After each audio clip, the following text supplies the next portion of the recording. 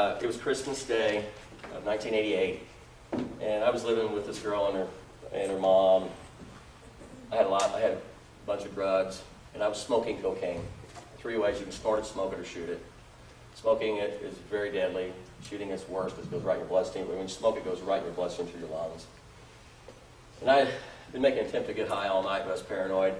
This paranoia, I believe, is brought by God to help drug addicts quit using drugs, because it's not comfortable. It's embarrassing in front of your friends when you're looking around. And they say, "What's wrong with you?" You know, there's a lot of things God does for us to keep it out. And I just want to tell you, there's been lots of songs written on marijuana, but I don't think there's been many songs that are good songs written on cocaine. There's no light in that drug at all. It's all darkness. Okay? So, again, I've been all night long, and this pipe I was using had lots of residual cocaine in it. I was not burning it properly because I was paranoid. I thought they were going to come around the corner. So the morning comes on. It's Christmas morning. I have a buddy, engineer friend of mine, that's still working. He's maintained his level of employment. And I called him up and said, "Hey, you want to get high? Merry Christmas." He said, "Yeah, sure, come over." So I get over to his house, and I felt safe. No one else was there. So I give him a hit first. He gets high. And he has this house where when you go into the living room, there's a stairwell up here and a railway across here because there's rooms here. It's a split level.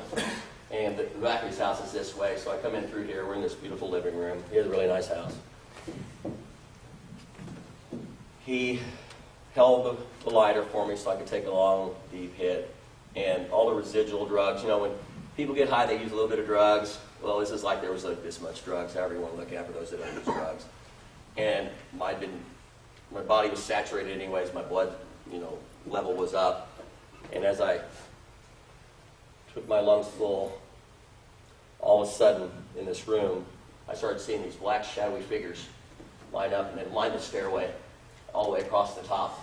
And as I went to say to him, "Look, there they are," I blacked out.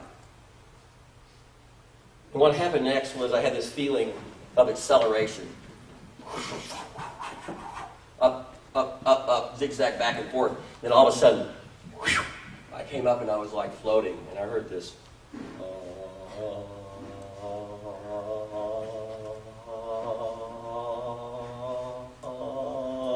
Just kept going octaves and octaves and octaves. And as I looked around, I felt the most peace I had in years and safe. I hadn't felt safe.